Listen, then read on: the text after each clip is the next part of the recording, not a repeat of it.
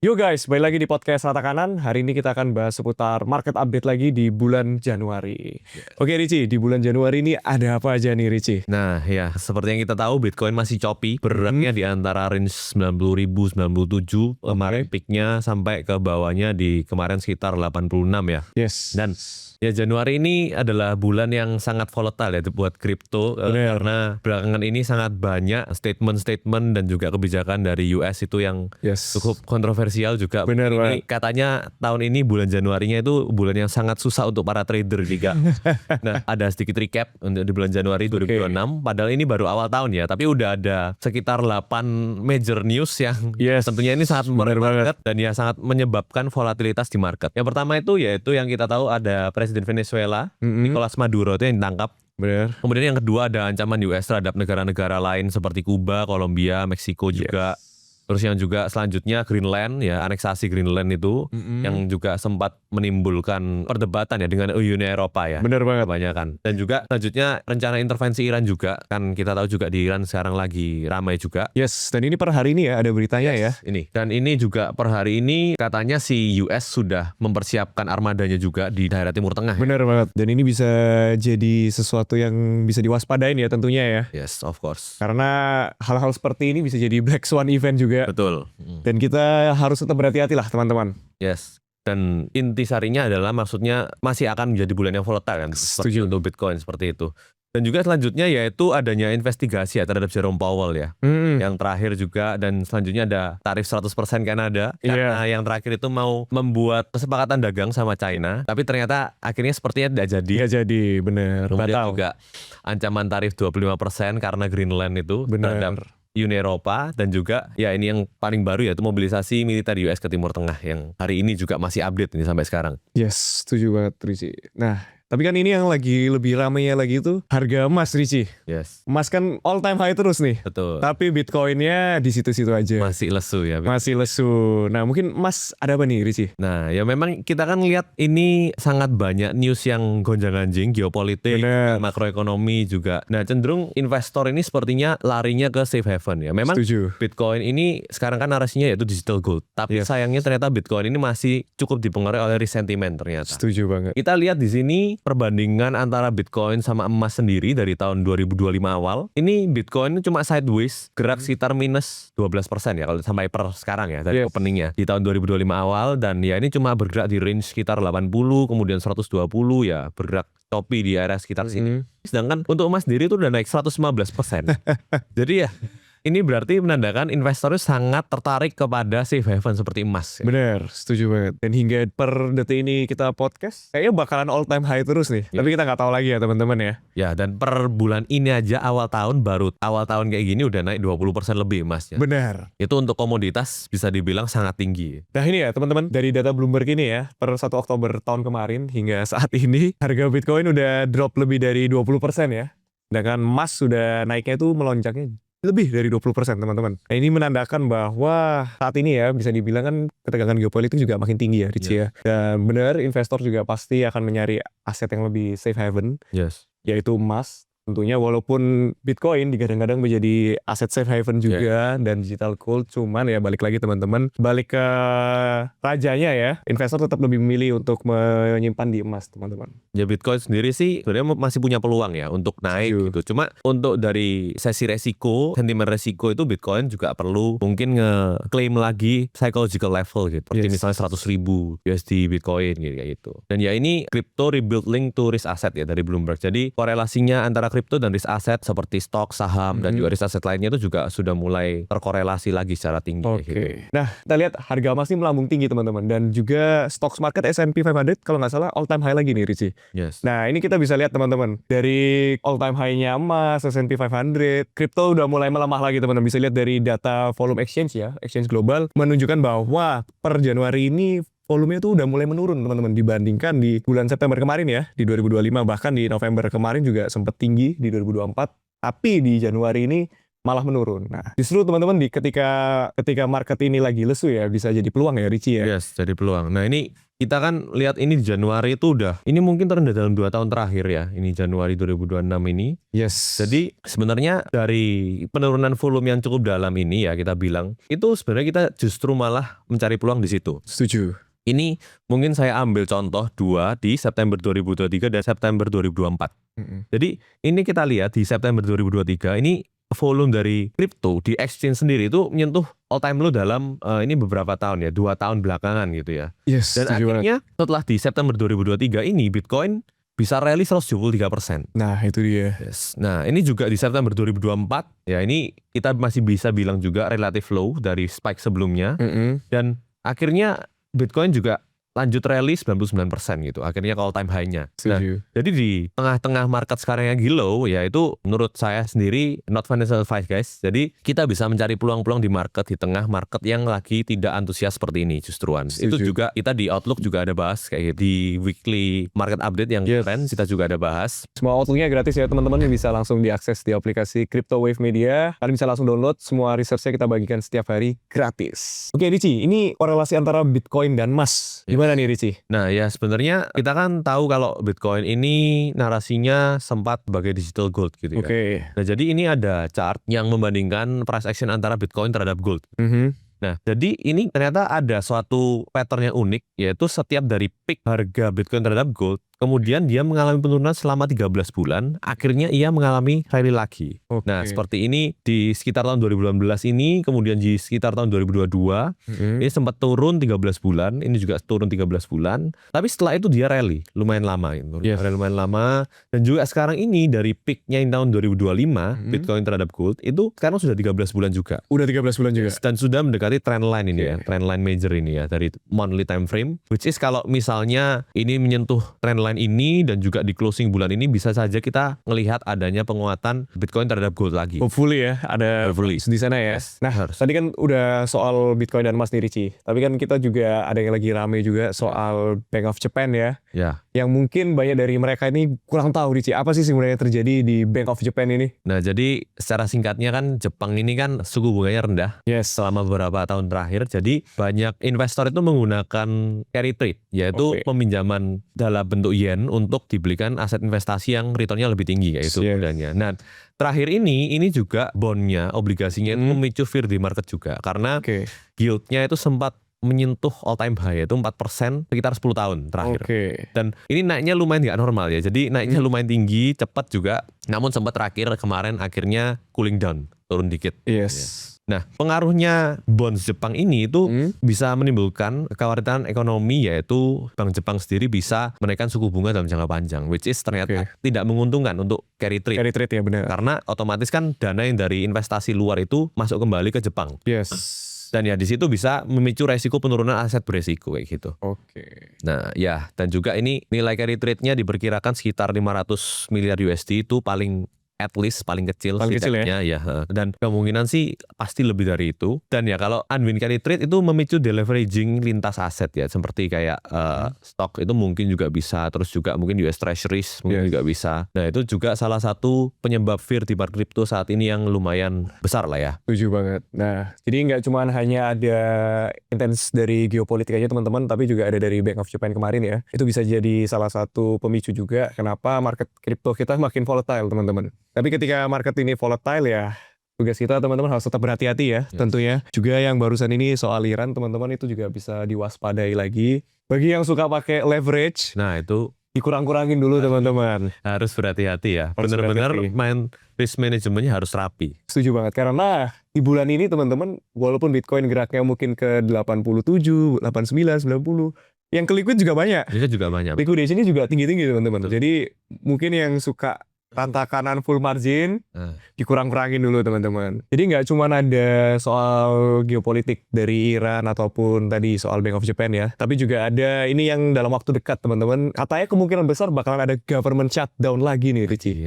Ini mungkin bisa dijelasin teman-teman Richie, kenapa bakal ada government shutdown lagi nih? Nah jadi kita tahu kalau government shutdown itu biasanya ada ketidaksepakatan antara di Senat antara Demokrat dan Republik, dua partai besarnya US ya. Nah, terakhir ini kan backgroundnya itu adalah di US itu lagi ada operasi untuk membersihkan imigran ilegal dari US ya oleh DHS, yaitu khususnya ICE ya.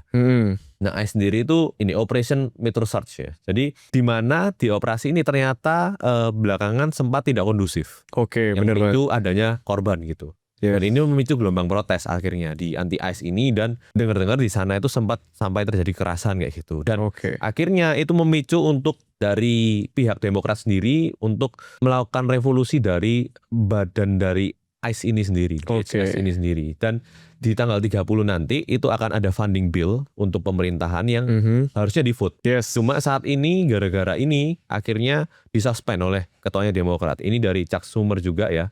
Bilang kalau until ICE is properly rein and overhauled ya, DHS funding bill won't have the votes ya. Jadi sampai sekarang sepertinya belum ada deal. Dan ya ini cukup krusial untuk government karena ya funding bill ini harus dijalani juga. Kalau enggak ya kita bisa menghadapi partial shutdown itu. Dan biasanya kalau shutdown kondisi market gimana nih? Nah, ini dampaknya potential shutdown ya. Ini jadi beberapa kali shutdown, saya ambil 3 shutdown terakhir.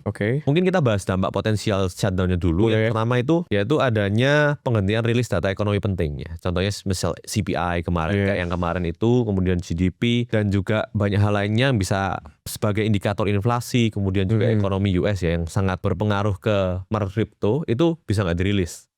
Nah, kemudian kalau kita lihat dari chart, Bitcoin sendiri itu shutdown terakhir itu malah turun ya setelah shutdown. Tapi saat shutdownnya dia cenderung sideways. Dia cenderung sideways. Ini juga di shutdown pada 2018 sampai 2019 ya. Ini dia juga cenderung sideways ini saat shutdownnya ini.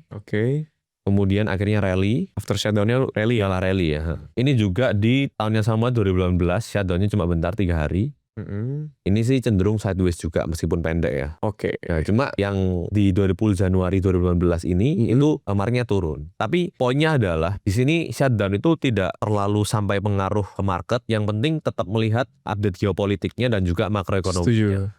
Jadi secara overall ini nggak pasti Bitcoin turun atau Bitcoin naik gara-gara shutdown. Asal ada news bagusnya juga ya, atau news buruknya itu juga bisa mempengaruhi gerakan. Benar banget. Mungkin kita akan masuk ke bagian yang cukup menarik ya. Karena ini bisa juga mungkin jadi penutup juga teman-teman, yaitu tentang FOMC yang hari ini ya kalau misalnya di jam Indonesia ya subuh ya, tentang suku bunga dan pidatonya Jerome Powell. Ada apa aja Ricci ringkasannya hari ini? FOMC meeting kita dapat keputusan tidak ada perubahan suku bunga sama sekali. Dan ya kayaknya pemotongan suku bunga kemarin di Desember itu kayaknya mungkin yang terakhir dalam waktu dekat ya. Kemungkinan. Dan ya the Fed itu statementnya bahwa inflasi itu cenderung tinggi, masih levelnya tinggi dan dia masih menegaskan kalau jangka panjangnya rencananya inflasi akan ditargetkan 2%. Sedangkan terakhir kali yang menyebabkan the Fed melakukan pemotongan suku bunga itu kan karena adanya unemployment rate yang tinggi, naik, dan juga ya dari data NFP kayak gitu misalnya ya. Itu sekarang unemployment rate-nya sudah mulai stabil. Tingkat pengangguran menunjukkan tanda stabilisasi ya. Jadi vote-nya sendiri kemarin itu 10 governornya itu memvote untuk stay, sedangkan 2 vote itu vote untuk turun untuk rate cut BPS. Jadi untuk jangka pendek mungkin tidak akan ada pemotongan suku bunga, dan juga ketidakpastian ekonomi itu juga dinilai masih tinggi dari FOMC meeting kemarin. Dan ya ini kalau kita juga lihat dari dot plotnya FOMC ini sih kemungkinan di tahun ini mentok-mentok hanya ada 2 kali rate cut kayak gitu. Kemungkinan besar di tahun ini ada 2 kali rate cut ya. Ya mentok-mentok ya. Gitu ya. Kecuali ada perubahan data ekonomi lagi yang nanti setelah shutdown itu kan juga bisa GDP turun. Dan juga ada pengangguran, kita nggak tahu. Dan itu kita tentu akan update juga pasti di Outlook juga kita update. Setiap hari kita update teman-teman. Jadi ya yang penting sekarang itu dengan kayak tadi juga di Januari sudah ada banyak sekali news ya. Itu sangat penting untuk terus update di market. Kita ikuti perkembangan market, newsnya juga geopolitik, makro kayak gitu. Setuju. Dan kita juga nggak ada yang tahu teman-teman di bulan Februari besok ada apa aja. Jadi tetap waspada teman-teman, selalu lihat marketnya, selalu up to date juga. Kita juga akan selalu bagiin research secara gratis teman-teman supaya teman-teman bisa belajar juga ya, dan selalu up to date juga soal marketnya. Mungkin yang sebelum kita tutup, kita akan market outlook sedikit nih Ricci. Mungkin kita akan bahas technical dulu soal Bitcoin nih. Bitcoin secara overall sih masih choppy ya. Cuma ini kalau kita mau technical, ini sebenarnya kalau dari my POV sendiri itu ada pattern ya ini sebenarnya. patternnya seperti rising wedge. Oke. Dan ya ini pattern yang lumayan bearish untuk Bitcoin sendiri. Dan secara overall ini udah break ke bawah. Kalau misal ini trend line yang nggak bisa di-reclaim, ya mungkin kita bisa menargetkan Bitcoin ini turun lebih dalam gitu ya. Oke. Lihat data ekonomi, mungkin juga geopolitik. Politik. Oke. Lagi panas-panasnya sekarang gitu ya. Dan ya balik lagi ya, not financial advice teman-teman. Yes. Dan ya ini levelnya yang menarik sih untuk saya sendiri di level sekitar 75 ini ya. Ini Oke. masih target yang menarik untuk saya. Dan ya ini untuk referensi ya teman-teman ya. Not financial advice. Kita juga melakukan analisa ini berdasarkan apa yang dilihat, data yang ada ini.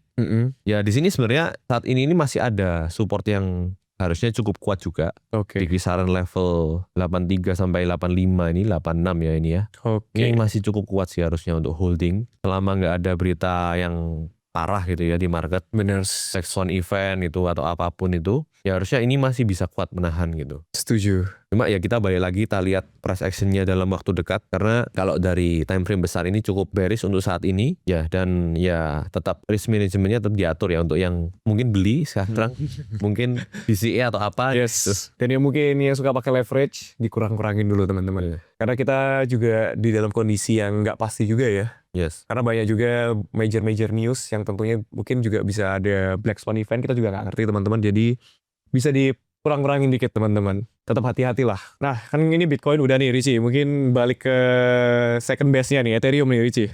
Kira-kira technical analisisnya seperti apa nih Richie? Nah ini Ethereum ya. Ethereum ini belakangan ada penguatan terhadap Bitcoin sih saya lihat. Oke. Tapi range-nya masih sama di sekitar support 2.800 sampai 2.700 ini. Kemudian range atasnya itu di 3.300 sampai 3.200 ya. Dan ya ini level resistance dan supportnya lumayan kuat, udah mantul berkali-kali ya ini. Dan ya sekarang sih ini cukup ada penguatan dari Ethereum sendiri untuk kenaikan. Oke. Tapi kita lihat lagi ini ya.